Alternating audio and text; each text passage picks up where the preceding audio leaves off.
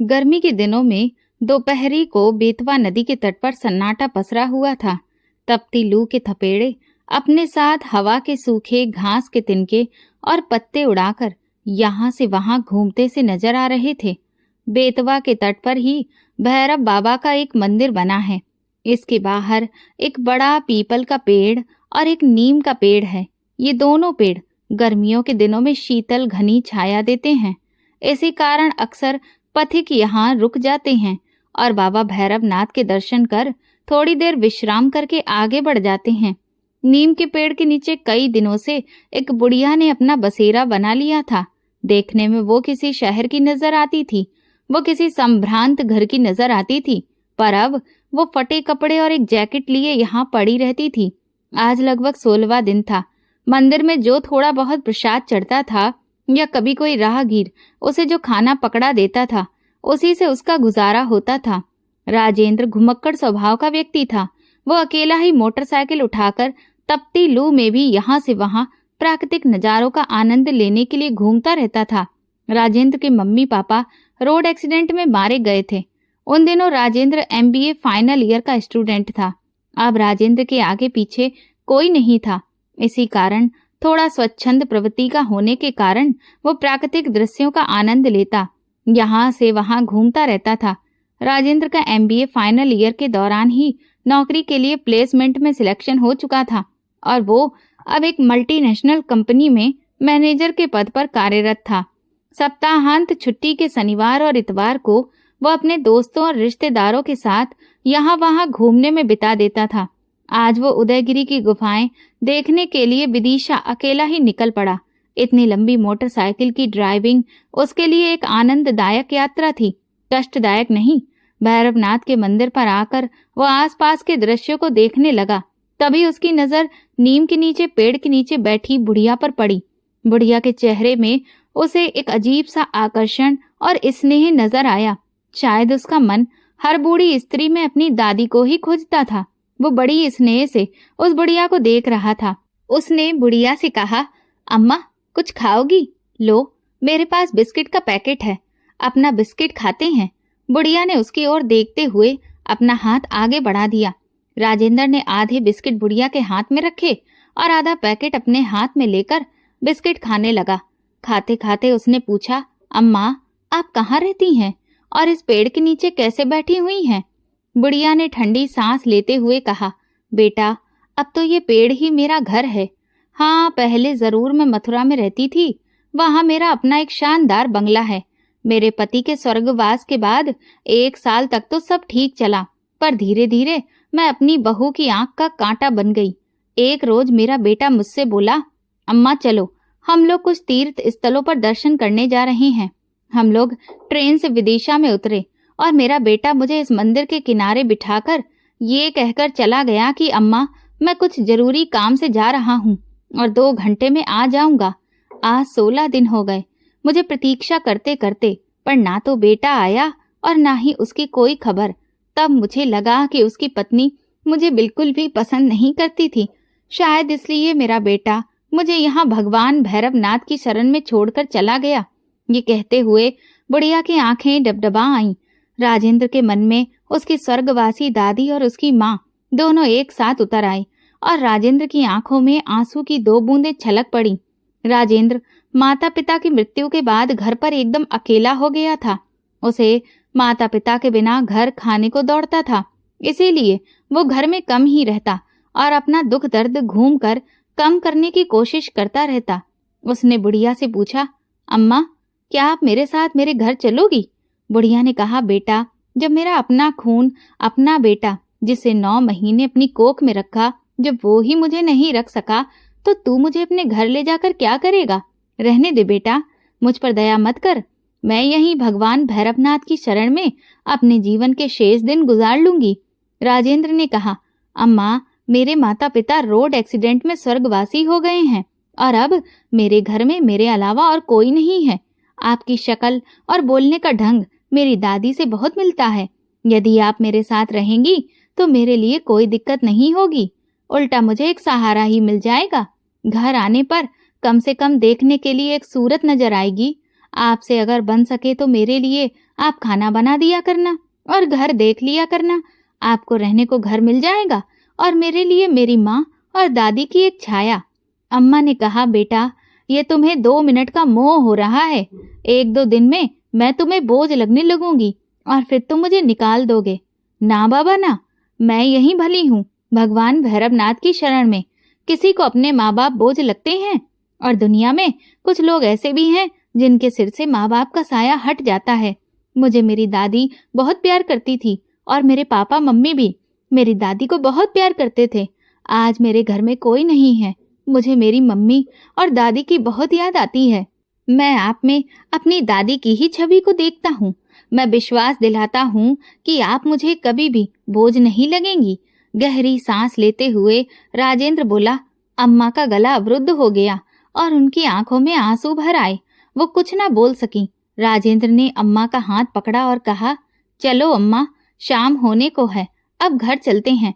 अम्मा ने अविश्वास से राजेंद्र की तरफ देखा। उसे लगा शायद भैरवनाथ ने ही राजेंद्र के मन में मेरे लिए ये संवेदना डाल दी है।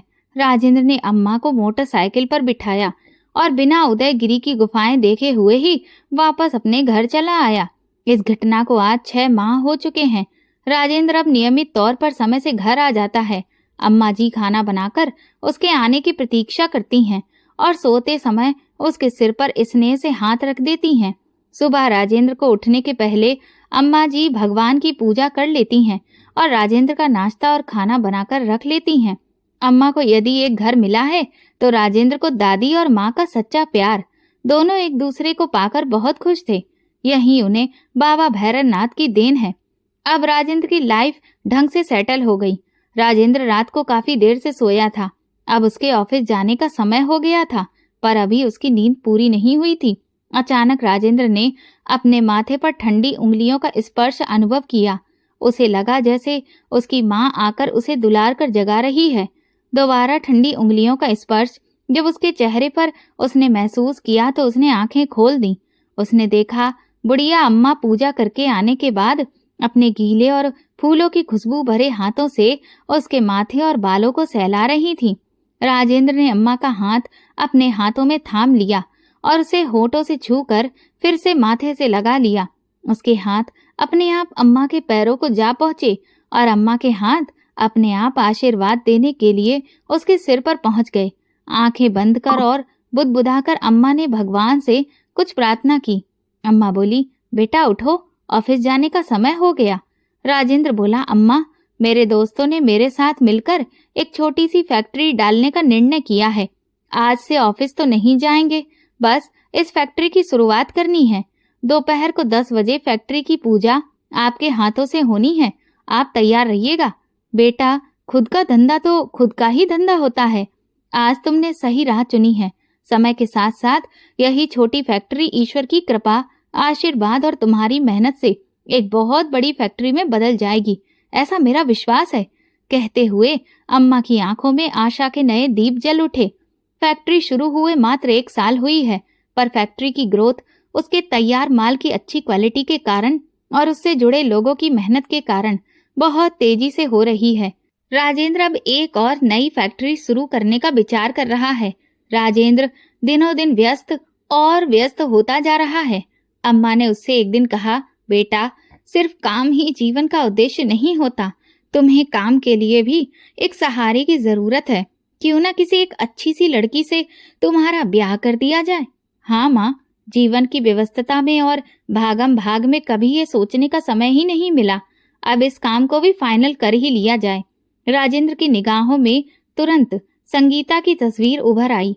संगीता उसके मामा की बेटी की सहेली थी, जो पढ़ाई पूरी करने के बाद उसी के शहर में शायद कहीं नौकरी कर रही थी। राजेंद्र से उसकी मुलाकात कभी कभार हो जाती थी।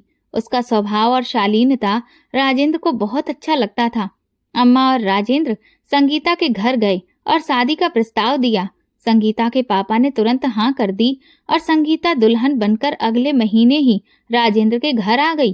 राजेंद्र जितना प्यार अम्मा जी को करता था, संगीता अम्मा जी के गुणों से और उनके स्नेह से उससे कहीं ज्यादा प्रभावित थी। अम्मा जी ने इस घर में उसकी माँ का स्थान ले लिया। न जाने कैसे अम्मा जी उसके दिल की हर बात जान लेती थीं और उसकी हर चाहत उसके कहे बिना ही पूरी कर देती थीं। समय बीतता गया और राजेंद्र के घर में एक बेटा गीत और एक बेटी सरगम दो फूलों की तरह खुशियां बिखेरने लगे। हमारी अम्मा जी अब दादी बन गई थीं और अब उनकी मुख्य जिम्मेदारी राजेंद्र और संगीता नहीं अपितु गीत और सरगम हो गए। अम्मा जी का बिस्तर अब गीत और सरगम के कमरे में लग गया था। रात को सोने के पहले ढेरों ढेर कहानियां सुनाना और जागने के बाद एक बच्चा उनके गले से झूलता था तो सरगम पीठ पर झूलकर उन पर अपना बराबरी का अधिकार सा दिखाती रहती थी। बच्चों का दोपहर का खाना बिना दादी माँ के हो ये संभव ही नहीं था। यदि बच्चे मम्मी पापा के साथ बाजार जाते तो वो जिद करके दादी माँ को अवश्य अपने साथ ले जाते। संगीता और राजेंद्र भी अपने दोनों बच्चों की जिम्मेदारी अम्मा जी को देखकर एकदम बेफिक्र हो चुके थे। राजेंद्र अब एक बहुत बड़े उद्योगपति हो चुके थे। उन्हें संगीता के रूप में एक बहुत अच्छा बिजनेस पार्टनर और जीवन साथी मिला था। इसी वजह से उनका उद्योग साम्राज्य अब नई नई ऊंचाइयों को छू रहा था। उनके उद्योग के ब्रांच ऑफिस अब देश के लगभग सभी प्रमुख नगरों में स्थापित हो चुके थे, जिनमें अनेकों अनेक कर्मचारी काम करते थे। अम्मा जी का बेटा अंकित, जो उन्हें विदिशा के रेलवे स्टेशन पर उतारकर भैरवनाथ जी के मंदिर में छोड़ गया था, घर जाते समय अत्यंत अपराध बोध से ग्रसित था। अपनी निष्पाप और निरपराध माँ के साथ किया गया अन्याय उसे हर पल बिच्छू की तरह दंश देता रहता था। अपने गृह कलेश से दुखी होकर और अपनी पत्नी के साथ सुख से जीने की चाह में उसने माँ को छोड़ तो दिया था, पर उसका अंतर हाहाकार करता रह जाता, जिसे वो किसी से साझा भी नहीं कर पाता था। अब घर में उसकी पत्नी का एक छत्र राज्य था। घर के खर्चे और दुकान से फिजूल खर्ची के लिए पैसे निकालना अब उसी की इच्छा अनुसार होने लगा था। अनाप शनाप तरीके से बिजनेस मनी को निकालकर अनियंत्र उपयोग करने के कारण धीरे धीरे उसका जमा जमाया व्यवसाय, जो पिता के द्वारा खड़ा किया गया था, मंदा पड़ने लगा और घाटे में जाने के कारण अंततः एक दिन उसने दुकान बंद कर दी। अंकित की दुकान बंद करने के बाद के कुछ दिन बड़ी कठिनाई में गुजरे। अब अंकित को और उनकी पत्नी को दाल आटे का भाव पता चलने लगा और अब फिजूल खर्ची का तो कोई सवाल ही नहीं था। उसके किसी दोस्त ने, जो कि एक बड़ी कंपनी में काम करता था, अपनी सिफारिश पर उसकी नौकरी अपनी कंपनी में लगवा दी और इस तरह से अंकित की गाड़ी फिर से चल निकली। अब तक अंकित के भी 2 बच्चे हो चुके थे। एक बार ठोकर खाने के बाद अंकित अब कंपनी में भी बहुत मन लगाकर काम का साथ काम करता था। बुद्धिमान तो वो था ही, मन लगाकर काम करने के कारण फैक्ट्री में उसे उचित सम्मान मिलने लगा। अब वो अपनी फैक्ट्री का एक महत्वपूर्ण कर्मचारी हो गया। अंकित की कंपनी में स्थापना की सालगिरह का वार्षिकोत्सव था। सभी एम्प्लॉयज की परफॉर्मेंस के आधार पर पुरस्कार वितरण होना था। अंकित मेहनती तो था ही, योग्य भी था। उसे भी योग्यता के लिए पुरस्कार मिलना था। ये पुरस्कार उनकी कंपनी के मालिक के द्वारा दिया जाना था। नियत तिथि को पुरस्कार वितरण समारोह शुरू हुआ। ये पहली बार था जब मथुरा के एम्प्लॉय अपने मालिक, अपनी कंपनी के मैनेजिंग डायरेक्टर से रूबरू हो रहे थे। आज उनकी फैक्ट्री में और उनकी कंपनी में विशेष दिन था। मैनेजिंग डायरेक्टर अपनी माँ और बच्चों के साथ प्रोग्राम में शिरकत करने के लिए आ रहे थे। प्रोग्राम शुरू हुआ और पुरस्कार वितरण के लिए मैनेजिंग डायरेक्टर साहब से अनुरोध किया गया। मैनेजिंग डायरेक्टर स्टेज पर आए और उन्होंने कहा, आज हमारी कंपनी जो कुछ भी है हमारी अम्मा जी के आशीर्वाद से है, अम्मा जी की प्रेरणा से है। मैं पुरस्कार वितरण करने का सही अधिकारी नहीं हूँ। मैं अम्मा जी से अनुरोध करता हूँ कि कृपया वो आएं और अपने हाथों से हमारे सभी प्रतिभागियों को पुरस्कार वितरण करें। अम्मा जी स्टेज पर आईं। उनकी स्मृतियों में ये शहर फिर से जीवंत हो उठा। इसी मथुरा शहर में तो वो ब्याह कर आई थीं। यहीं उनका बेटा था और यहीं उनकी हवेली भी। यहाँ की गली गली और द्वारिकाधीश कृष्ण जन्मभूमि, भूतेश्वर और ना जाने कितने मंदिर, जहाँ वो दर्शन करने अपने परिवार के साथ जाती थीं, उनकी आंखों के सामने जीवंत हो उठे। अम्मा जी की आंखों से अश्रुधारा बह निकली। वे अपनी आंखें पोंछते हुए स्टेज पर आईं। अनाउंसर प्रतिभागियों के नाम बोलते गए और अम्मा जी उन्हें एक एक कर पुरस्कार देती गईं। तभी अनाउंसर ने एक और नाम पुकारा, अंकित जायसवाल। अम्मा जी के चेहरे पर ये नाम सुनकर न जाने कितने भाव आए गए। सामने आने वाला व्यक्ति कुछ पहचाना सा लग रहा था, परिचित सा लग रहा था। अम्मा जी ने ध्यान से देखा, सचमुच में उनका ही तो बेटा था अंकित, अंकित जायसवाल, जो उन्हें तीर्थ यात्रा का झांसा देकर विदिशा के भैरवनाथ मंदिर में बड़ी बेदर्दी से छोड़ गया था। एक बार भी उसे अपनी माँ का ख्याल नहीं आया था। शायद तड़प तड़प कर मर गई होती मैं, यदि मेरा बेटा राजेंद्र मुझे ना ले आता। अम्मा जी की आंखों में प्यार और नफरत एक साथ उभर आए। उन्हें ऐसा महसूस हुआ जैसे सारी दुनिया तेज घूम रही हो। बड़ी मुश्किल से उन्होंने अपने आप को संभाला। अम्मा जी ने अपरिचित की तरह अंकित को पुरस्कार थमा दिया और अपना मुंह दूसरी तरफ कर लिया। अंकित ने ध्यान से देखा, पुरस्कार देने वाली महिला कोई और नहीं, उसकी अपनी माँ थी। देखते ही उसके होश उड़ गए, पसीने छूट गए थे उसके। वो माँ के पैरों में गिर पड़ा। उसे विश्वास ही नहीं होता था कि इतने बड़े साम्राज्य की अधिशास्त्री उसकी माँ ही है। अंकित ने हाथ जोड़कर माँ से माफी मांगी और कहा कि माँ चलो, घर चलना है। माँ ने कहा, कैसी माँ, कैसा घर? मेरा तो बेटा उसी दिन मर चुका जिस दिन मुझे बेतवा नदी के किनारे छोड़कर आया था। आज के बाद ना मैं तुम्हारी माँ और ना ही तुम मेरे बेटे हो, कहकर अम्मा जी पुरस्कार वितरण बीच में ही छोड़कर अपनी सीट पर जा बैठी। अंकित माफी मांगता रहा, लेकिन उसकी तरफ अम्मा ने देखा तक नहीं और कुछ समय पश्चात मुंह मोड़कर वापस राजेंद्र के साथ चली गईं। अंकित जायसवाल शुरू से ही अपनी माँ का बड़ा लाडला था, पर था वो एक कमजोर मानसिकता का व्यक्ति। जब उसकी शादी जया से हुई तो शुरू में तो सब ठीक ठाक चला, पर जया को भी एहसास हो चुका था कि अंकित एक कमजोर व्यक्तित्व का व्यक्ति है और इस पर अपना पूरा नियंत्रण किया जा सकता है। अंकित के पिता की मौत के बाद घर और दुकान की सारी जिम्मेदारी अंकित के ही पास आ गई। अंकित वैसे तो बुद्धिमान व्यक्ति था, पर वो अपनी पत्नी जया का कहना कभी नहीं टाल पाता था। वो उसकी सभी सही और गलत मांगे हमेशा पूरी करता रहता था। अंकित के पिता सेठ रोशन लाल मथुरा की एक जानी मानी हस्ती थे। उनकी किराने की और ड्राई फ्रूट्स की एक बहुत बड़ी दुकान थी। रोशन लाल मितव्ययी व्यक्ति थे और पैसे को संभाल कर खर्च करना जानते थे। वे पैसे की कदर करते थे और पैसा उनकी। इसी कारण घर में बहुत सुख समृद्धि थी, जो उनकी मृत्यु के बाद भी कायम थी। जया का भाई जितेंद्र भी अपने पिता का बिजनेस संभाले हुए था, पर उसके कपड़े के व्यवसाय में बहुत घाटा हो गया था। अपनी दुकान संभालने के लिए उसे बहुत सारे पैसे की सख्त जरूरत थी और पैसा मिलने का एक ही साधन था, वही सबसे सरल साधन भी था, वो था जया। अपनी बहन का घर वो जया के पास पैसे मांगने आया। इतने सारे पैसे का इंतजाम जया अंकित की मदद लिए बिना नहीं कर सकती थी। जब उसने अंकित से 5 लाख रुपए अपने भाई जितेंद्र को देने की बात कही तो अंकित सोच विचार में पड़ गया। शाम को अंकित ने ये सारा घटनाक्रम अपनी माँ को सुनाया। माँ बहुत समझदार थी। उन्होंने कहा, बेटा अभी तुम्हारे खुद का व्यवसाय उतना अच्छा नहीं चल रहा है जितना तुम्हारे पापा के समय में चला करता था।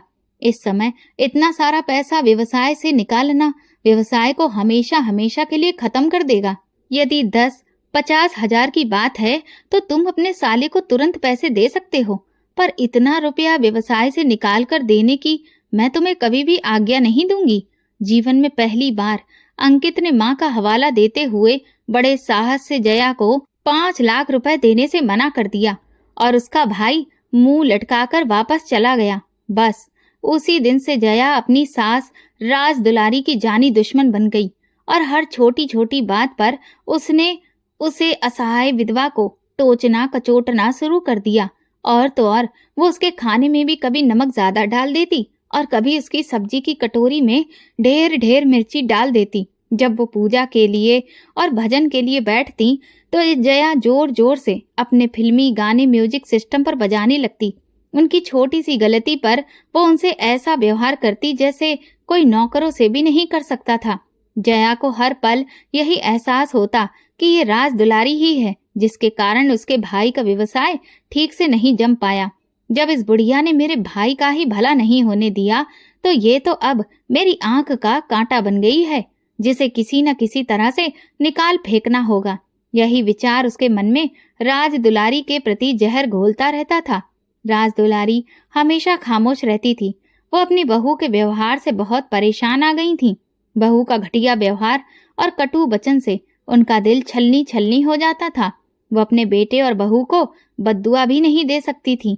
वो कुछ भी नहीं कर सकती थी। बस अकेले गिरधर गोपाल जी की मूर्ति के सामने खड़े होकर और हाथ जोड़कर अपनी मौन अश्रु धारा से ही अपनी सारी शिकायत और व्यथा उन्हें सुनाती रहती थी। अंकित चाहकर भी अपनी माँ का पक्ष नहीं ले पाता था। अब अपनी सास की एक एक बात में जया 100 नमक मिर्च लगाकर अपने पति को दुकान से लौटने पर सुनाती रहती थी और अंकित भी अपनी उस माँ को, जिसे वो जान से भी ज्यादा प्यार करता था, बहुत जली कटी बात सुना देता था और तरह तरह से अपमानित करता था। वो सोचता था कि शायद ऐसा करने से जया का गुस्सा कुछ कम हो जाए और घर में शांति बनी रहे।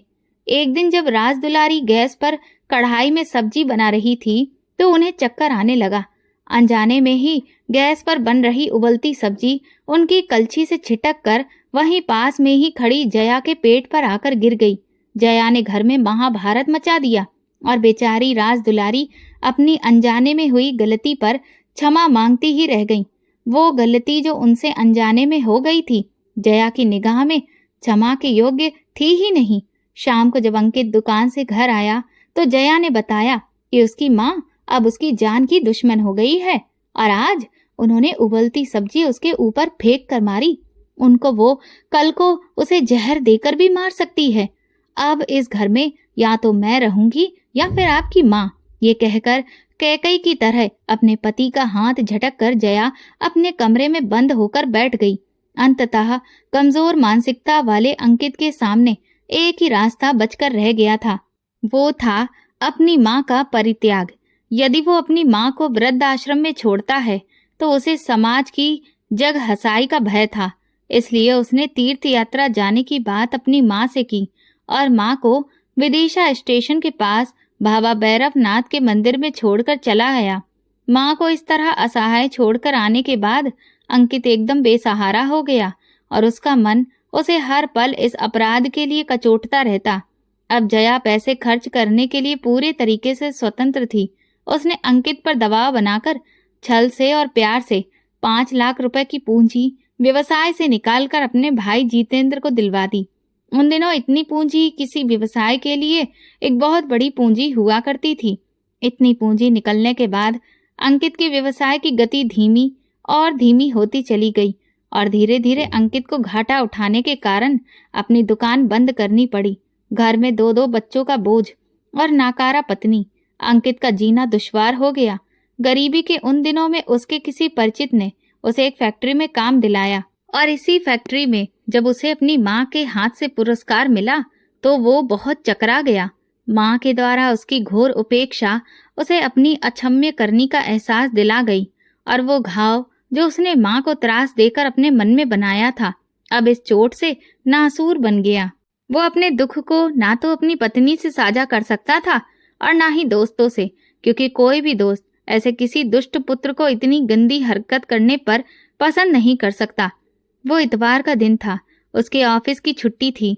अंकित अपनी पत्नी के साथ स्कूटर से राधा गोपाल जी की पहाड़ी स्थित मंदिर पर दर्शन के लिए गया। जैसे ही वो भगवान की मूर्ति के सामने हाथ जोड़कर और आंखें बंद कर प्रार्थना करने लगा तो उसे ऐसा लगा जैसे भगवान भी कुटिल दृष्टि से उसके द्वारा किए गए भयानक पाप के लिए हंस रहे हों। घबराकर उसने आंखें खोल ली। मंदिर से घर की ओर स्कूटर से लौट रहे अंकित की मानसिक स्थिति अपराध बोध से और अपने खुद के द्वारा किए गए अपनी मां को असहाय छोड़ने के कुकर्म से इतनी व्यथित हो गई कि उसे सामने से आता हुआ ट्रक भी दिखाई नहीं दिया। तेज धड़ाके के साथ स्कूटर ट्रक से टकराया और जया और अंकित दूर तक ट्रक में उलझे स्कूटर के साथ घिसटते चले गए। अंत में ट्रक का पहिया अंकित के सिर के ऊपर से होता हुआ गुजर गया और उसके सिर का कचूमर निकल गया तथा जया का एक हाथ और एक पैर पहिए के नीचे दबकर हमेशा के लिए शरीर से अलग हो गए।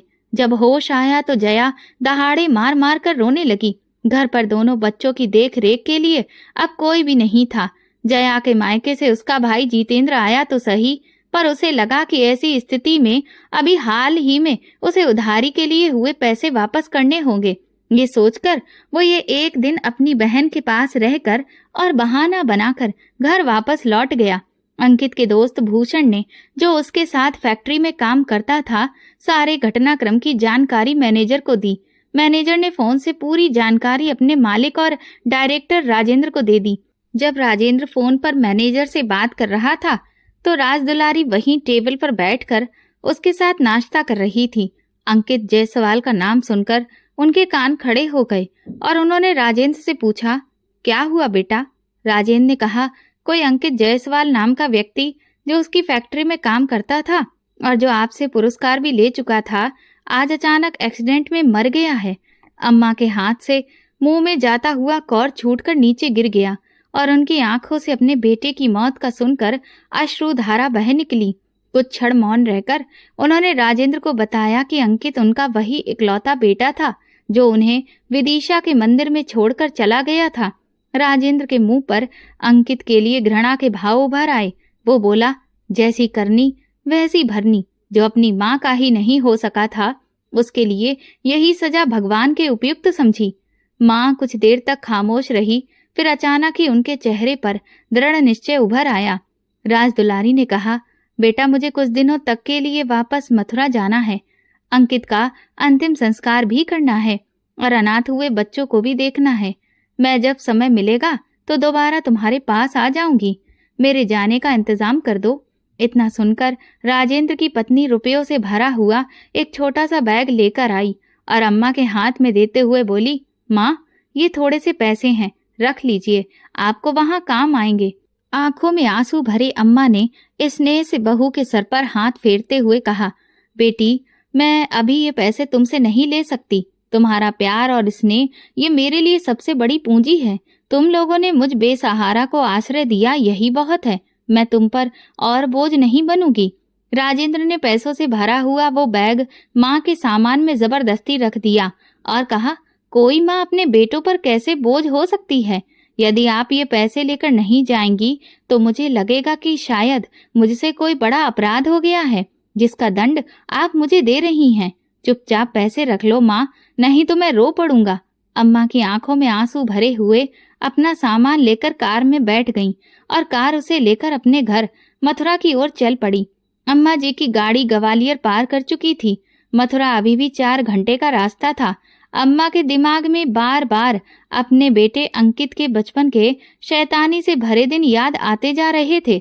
उसकी नादानी की हर एक याद तस्वीर बन उनकी आंखों में उभर रही थी। उसकी हर याद थोड़ी देर के लिए माँ की आंखों में मुस्कान लाती और अगले ही पल गंगा जमुना की धाराएं आंखों से बहने लगती। जब वो घर पहुंची तो अपने घर के दरवाजे को देखकर उनकी आंखें डबडबा आईं। उन्हें ऐसा लगा जैसे उनके पति सेठ रोशन लाल दरवाजा खोलकर खड़े हो जाएंगे या फिर उनका बेटा अंकित माँ माँ पुकारते हुए चला आएगा। लेकिन घर के अंदर फैले सन्नाटे ने उनका दिल तोड़कर रख दिया। उनका हृदय जैसे टूटकर बिखर पड़ा और फिर उनकी आंखों से अविरल अश्रुधारा बह निकली।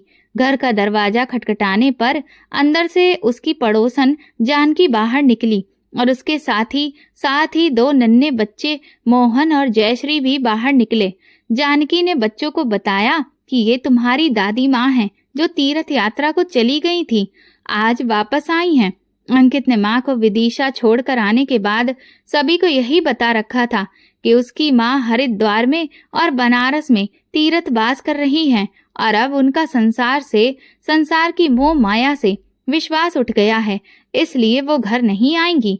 जयश्री और मोहन सहमे हुए से दादी माँ के पास आए और दादी माँ ने उन्हें गले से लगा लिया।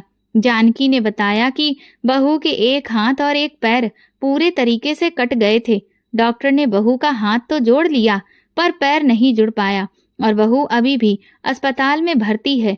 उसे ठीक होने में कम से कम 20 दिन लगेंगे। जानकी ने बताया कि कैसे अंकित के सिर के छोटे छोटे टुकड़ों को उठाकर बैग में रखकर पुलिस लाश को पोस्टमार्टम के लिए लेकर गई थी और 1 दिन बाद ही उसका अंतिम संस्कार किया जा सका था। अम्मा गहरी सांस लेकर अपने बेटे की दुर्गति की कहानी सुनती रहीं और रोती रहीं। उन्होंने अब अपना मन स्थिर किया और अपनी बहू को देखने अस्पताल जा पहुंची। अर्धचेतन अवस्था में जया अपनी सास को देखकर शर्म, दुख और ग्लानि के कारण रो पड़ी। अपने एक हाथ से माँ का हाथ थामते हुए बोली, माँ देखो, मुझे मेरे सारे पाप कर्मों की सजा मिल चुकी है।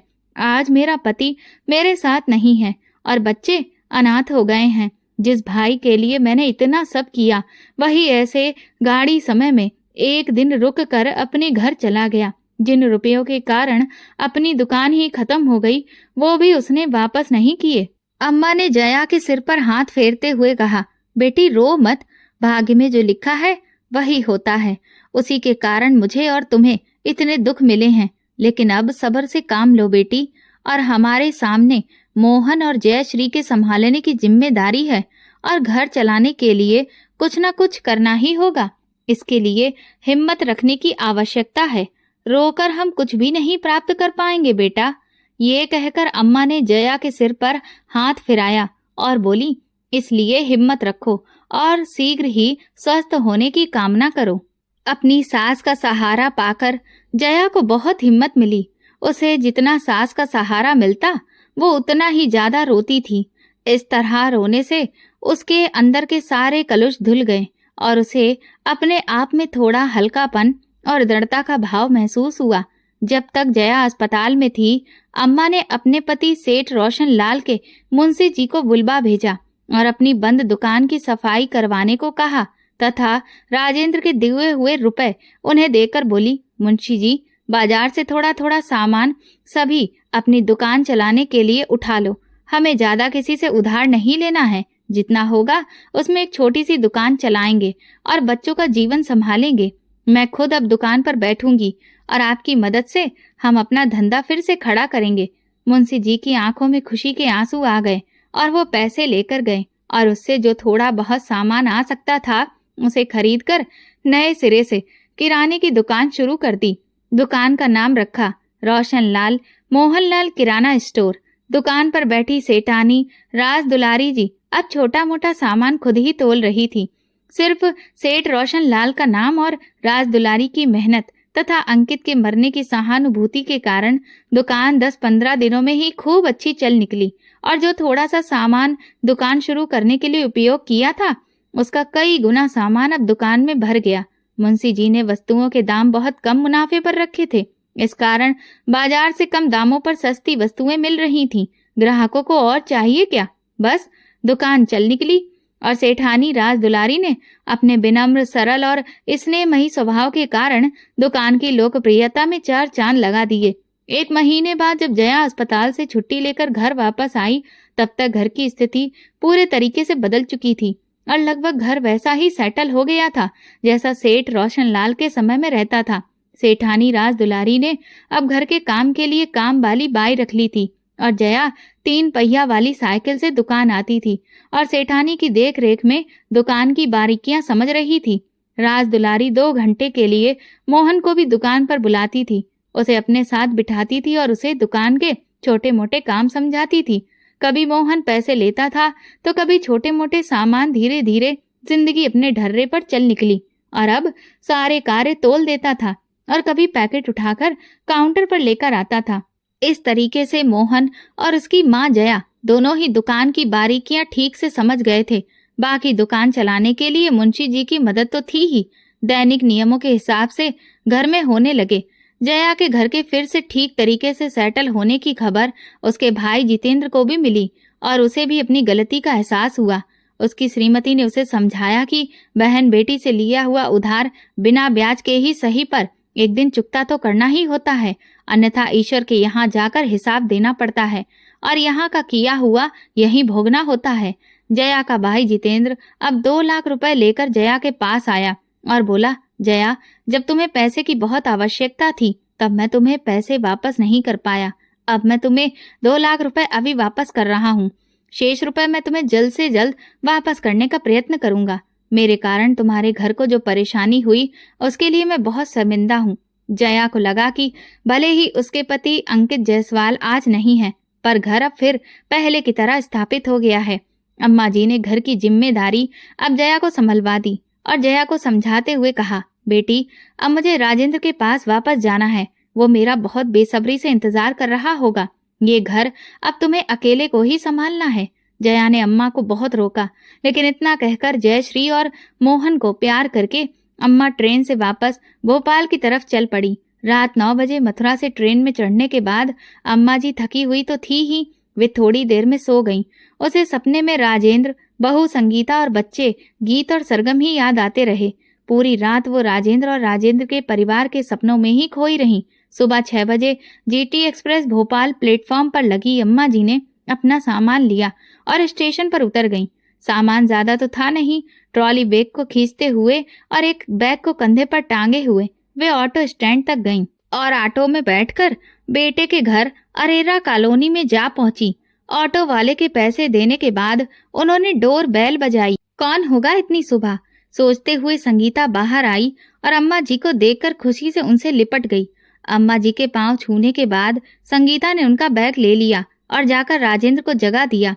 संगीता राजेंद्र के हाथों को पकड़कर हिलाती बोली, उठो जी, देखो कौन आया है, उठो उठो। राजेंद्र ने आंखें मलते हुए पूछा, ऐसा कौन आ गया जिसके लिए तुमने मुझे इतनी सुबह से उठा दिया? तभी अम्मा जी ने उनके बेडरूम में प्रवेश किया और राजेंद्र के बालों में अपनी उंगलियां फंसाकर स्नेह से उसके माथे को छू लिया। इस स्पर्श को राजेंद्र भला कैसे भूल सकता था। उसने तुरंत अम्मा जी के हाथों को अपने हाथों में थाम लिया और बोला, अम्मा जी आप कब आई? और उसके हाथ तुरंत ही अम्मा जी के पैरों की तरफ बढ़ गए। इतनी देर में नौकरानी चाय बनाकर ले आई और बिस्तर पर ही बैठे हुए राजेंद्र, संगीता और अम्मा जी ने चाय पीना शुरू कर दिया। अम्मा जी को गीत और सरगम की बहुत याद आ रही थी। झट से चाय खत्म करके अम्मा जी बच्चों के कमरे की तरफ बढ़ी और सोए हुए गीत और सरगम को उन्होंने अपने हाथों से प्यार करना शुरू कर दिया। गीत और सरगम वैसे तो बहुत देर तक सोते थे, पर इस स्पर्श ने उन पर जादू सा किया और वे दोनों आंखें मलते हुए उठ बैठे। गीत ने अम्मा जी को देखकर तुरंत उठकर उनकी गोद में अपनी जगह घेर ली और उनके गले में हाथ डालकर उनके गाल पर चूमते हुए बोला, दादी आप हमको छोड़कर कहाँ चले गए थे? हमें आपकी बहुत याद आती थी और मैं तो बहुत रोता भी था। मम्मी मुझे खिलौनों का लालच देकर चुप करा देती थी।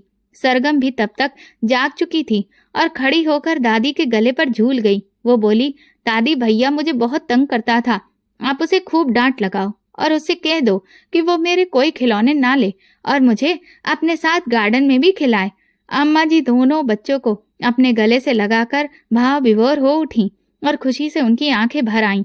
दोनों बच्चों को अपने सीने से लगाकर वो बोली, बेटा अब तुम दोनों को छोड़कर मैं कभी भी कहीं भी नहीं जाऊंगी। तुम्हारे बिना मुझे भी बहुत बुरा लगता था। अब मैं आ गई हूँ, मैं तुम्हारे साथ खेलूंगी, मुझे भी खिलाओगे ना? दोनों बच्चे बोले, हाँ दादी, अब हम तीनों मिलकर खूब अच्छे अच्छे खेलेंगे। राजेंद्र और संगीता दोनों को अब घर के साथ साथ अपने व्यवसाय को भी देखना होता था। इस कारण दोनों का सोशल सर्कल बहुत बढ़ चुका था। वो दोनों लगातार बाहर बने रहते थे। घर की सारी जिम्मेदारी और देखरेख अब फिर से अम्मा जी के कंधों पर आ गई। अम्मा जी अब दिन भर पूजा पाठ और बच्चों की देखभाल में व्यस्त रहती थीं। गीत और सरगम उन्हें 2 मिनट के लिए भी नहीं छोड़ते थे। खाना बनाने वाली बाई के होते हुए भी राजेंद्र, संगीता तथा बच्चों की पसंद का कुछ न कुछ खाना अम्मा जी हमेशा स्वयं ही बनाती थीं। गीत और सरगम बड़ी मुश्किल से स्कूल जाते थे, पर अम्मा जी ने उन्हें स्कूल जाने की आदत डाल दी थी। स्कूल से आने के बाद अम्मा जी उनकी मार्गदर्शिका बन जाती और खेल खेल में मैं बच्चों को वो सब पढ़ा दिया करती थी जिसे पढ़ाने में शिक्षकों के भी पसीने छूट जाते थे। रात को अम्मा जी बच्चों के कमरे में ही सोती थीं और बीच में जाग जाग कर बच्चों की देख रेख करा करती थीं। इस तरह धीरे धीरे बच्चों की सारी जिम्मेदारी अम्मा जी के कंधों पर आ गई थी। जन्माष्टमी का दिन था। अम्मा जी सुबह 6 बजे उठकर राधा कृष्ण मंदिर चली गईं। बिरला मंदिर में भारी भीड़ थी। अम्मा जी को आने में देर हो गई। तब तक गीत और सरगम जग चुके थे। उन्हें लगा अम्मा जी फिर से उन्हें छोड़कर मथुरा चली गई हैं। दोनों बच्चों ने रो रो कर आसमान सिर पर उठा दिया। संगीता ने मोबाइल से अम्मा जी को फोन किया और अम्मा जी बिना दर्शन किए ही मंदिर के बाहर से ही भगवान के हाथ जोड़कर तुरंत कार में बैठकर घर चली आईं। आते ही बच्चे उनसे चिपक गए और बोले, अब हमें छोड़कर कभी मत जाना दादी। अम्मा जी दोनों बच्चों को गले लगाकर बोली, हाँ बेटा, अब मैं छोड़कर कभी भी कहीं नहीं जाऊंगी, हमेशा तुम्हारे पास ही रहूंगी। शाम को सरगम और गीत छत पर खेल रहे थे। सरगम आगे आगे भाग रही थी और उसे पकड़ने के लिए गीत पीछे दौड़ रहा था। अचानक गीत का धक्का लगा और सरगम जीने से लुढ़कती पुढ़कती नीचे आ गिरी और बेहोश हो गई। गीत की चीख पुकार सुनकर भगवान की आरती कर रही अम्मा बाहर निकली और सरगम बेहोश देखकर उनसे उठाकर गोद में ले लिया। उसके मुंह पर लगी हुई चोटों से बहते हुए खून को अपनी साड़ी से पोंछकर उस पर पानी के छींटे मारे। पानी के छींटे मारने पर भी सरगम होश में नहीं आई और अत्यधिक चिंतित होते हुए अम्मा ने राजेंद्र को फोन लगा दिया और उसे तुरंत आने को कहा। अम्मा ने रुंधे हुए गले से राजेंद्र को बोला, बेटा, सरगम छत की सीढ़ियों से होते हुए नीचे गिर गई है और उसे बहुत चोट आई है। मेरे अनेक प्रयत्न करने पर भी वो होश में नहीं आ रही है। मैं बहुत घबरा रही हूँ, तो बहुत जल्दी संगीता को लेकर घर आ जाओ। हमें सरगम को तुरंत ही अस्पताल ले जाना है बेटा। फोन पर सुनकर राजेंद्र के हाथ से हाथ फोन छूटकर नीचे जा गिरा। घबराए हुए राजेंद्र मीटिंग को अधूरी छोड़कर तुरंत ही संगीता के साथ अपने घर की ओर निकल पड़े। उनका हृदय हाहाकार कर रहा था। फूल सी बच्ची ना मालूम कितनी चोटिल हो गई होगी और बेहोश पड़ी है। यही विचार संगीता के लिए अत्यंत कष्टदायी हो गया था। रोते रोते उसका बुरा हाल था। संगीता ड्राइवर को कार और तेज चलाने के लिए कह रही थी। घर पहुंचने पर वो कार से उतरकर भागते हुए ड्राइंग रूम में आए। वहां पर अम्मा जी बेहोश सरगम को गोद में लिए हुए शून्य में ताकती सी बैठी हुई थी। उनके मुंह से कोई बोल नहीं फूट रहे थे। आज उनका सारा साहस कहीं खो गया था। बदहवास सी राजेंद्र और संगीता को अपने सामने देखकर उनकी रुलाई बहुत तेजी से फूट पड़ी। राजेंद्र ने सरगम को गोद में लिया और संगीता तथा अम्मा जी को साथ लेकर अस्पताल की ओर चल पड़े। डॉक्टर ने बेहोश सरगम की मरहम पट्टी की और उसे इंजेक्शन दिए। दवाओं के प्रभाव से सरगम होश में आ गई, पर चोट के कारण उसे कुछ दिखाई नहीं दे रहा था। वो पापा और दादी का हाथ पकड़कर कह रही थी, माँ, इतना अंधेरा है, लाइट जला दीजिए, मुझे कुछ दिखाई नहीं दे रहा है। पापा, लाइट जलाओ, मुझे बहुत डर लग रहा है, मैं अंधेरे में बिल्कुल नहीं रह पाती। दादी, मुझे उजाले में ले चलो, मुझे बहुत डर लग रहा है। सरगम से ये सुनकर डॉक्टर ने उसकी आंखों को चेक किया और एमआरआई सहित अन्य टेस्ट भी किए। अंत में इस निष्कर्ष पर पहुंचे कि मस्तिष्क और आंखों की चोट के कारण सरगम अपनी दृष्टि खो चुकी है और शायद वो अब कभी देख भी नहीं पाएगी। घर के सभी सदस्यों तथा डॉक्टर और नर्स सभी के चेहरे पर एक वेदना और उदासी साफ देखी जा सकती थी। हताश से राजेंद्र और संगीता ने अपोलो हॉस्पिटल के डॉक्टरों से भी संपर्क किया। डॉक्टर मणिकृष्णन ने जांच के बाद उन्हें बताया कि किसी मृत व्यक्ति की आंखें दान मिलने पर सरगम के दिमाग की एक जटिल सर्जरी करनी पड़ेगी। नए कॉर्निया और मस्तिष्क की दृष्टि तंतुओं के ऑपरेशन से ही सरगम शायद दोबारा देखने के योग्य हो सकेगी। अम्मा जी अब लाचार और बेबस सरगम को एक पल के लिए भी अकेले नहीं छोड़ती थी। संगीता और राजेंद्र अपने पूरे प्रयास कर रहे थे, पर सरगम के लिए आंखों का इंतजाम नहीं हो पा रहा था। राजेंद्र अपने धन का उपयोग भी करके आंखों का इंतजाम नहीं कर पा रहे थे। सरगम थी कि अत्यधिक मायूसी से अपने माँ पापा से या दादी से चिपकी रहती थी। उसे अंधेरे से अभी बहुत डर लगता था, पर अब तो उसका जीवन ही अंधकारमय हो चुका था। अम्मा जी सरगम के लिए भगवान से लगातार प्रार्थना करती रहती थीं। अम्मा जी ने अपने बेटे के मरने पर भी तथा उसके घर को फिर से सेट करने के लिए भी ईश्वर से कोई प्रार्थना नहीं की थी, पर सरगम के लिए उन्होंने प्रार्थना के साथ साथ व्रत और उपवास भी शुरू कर दिए। उनका आहार भी बहुत कम होता गया। हर पल उनकी आंखों में आंसू भरे रहते। लाखों प्रार्थनाओं के बावजूद भी ईश्वर ने उनकी एक न सुनी। एक दिन अम्मा दृढ़ निश्चय के साथ राधा कृष्ण मंदिर पहुंची और भगवान के आगे हाथ जोड़कर मन ही मन में बोली, भगवान, मेरी सरगम ने आपका क्या बिगाड़ा था जो उसे जीवन भर का अंधकार दे दिया? यदि मेरी आप में एक लेश मात्र भी भक्ति है तो उसी का वास्ता देकर मैं आज आपसे मेरी बेटी की आंखें मांगती हूँ। मेरी सरगम की आंखें दे दो भगवान, चाहे उसकी एवज में भले ही मेरी जान भी ले लो, पर आज मेरी लाज रख लो प्रभु। मन में ऐसी प्रार्थना करते हुए उनकी आंखों से अविरल आंसू धारा बहने लगी। अचानक मूर्ति के सिर पर रखा गेंदा का फूल उनके प्रार्थना करते हुए हाथों में आ गिरा। इसे भगवान का आशीर्वाद समझकर अम्मा ने अत्यंत हर्षित हो गईं। उन्हें पूरा विश्वास हो गया कि अब सरगम की आंखें अवश्य ठीक हो जाएंगी। उसे इसी खुशी में भगवान को बारंबार प्रणाम करके तथा फूल को हाथों में लेकर उससे सरगम को देने के लिए अम्मा जी अत्यंत खुशी में तेजी से मंदिर की 108 सीढ़ियां उतरने लगी। अत्यंत क्राशकाय और व्रत और उपवास के कारण बेहद निर्बल हो चुकी राज दुलारी सीढ़ियों से धड़ाम से फिसलती हुई नीचे जा गिरी और बेहोश हो गईं। आसपास के लोगों ने उन्हें उठाकर सरकारी अस्पताल में भेज दिया। बड़ी मुश्किल से अम्मा जी को होश आया। होश में आते ही करहाती आवाज में उन्होंने राजेंद्र को बुलाने के लिए डॉक्टर को कहा। राजेंद्र शहर की जानी मानी हस्ती थे, उन्हें डॉक्टर भी जानते थे। तुरंत उन्होंने फोन लगाकर राजेंद्र को बुलवा लिया। अम्मा जी की तबीयत क्षण प्रतिक्षण खराब होती जा रही थी। राजेंद्र संगीता दोनों ही अम्मा जी के हाथ अपने हाथ में लेकर रो पड़े। उन्हें डॉक्टर ने बता दिया था कि अम्मा जी अब बच नहीं सकेंगी और वो कुछ क्षण की मेहमान हैं।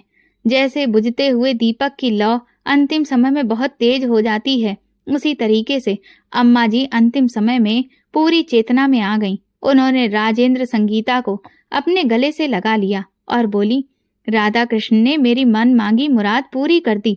मैंने अपनी जान देकर भी सरगम के लिए आंखें मांगी थी। भगवान ने मेरी सुन ली। मेरे जाने के बाद मेरी आंखें सरगम को अवश्य लगा देना, ताकि मैं हमेशा हमेशा उन्हीं आंखों से तुम सबको देख सकूं। राजेंद्र संगीता बिलक बिलक कर रो रहे थे, पर अम्मा जी के चेहरे पर एक दिव्य नूर था।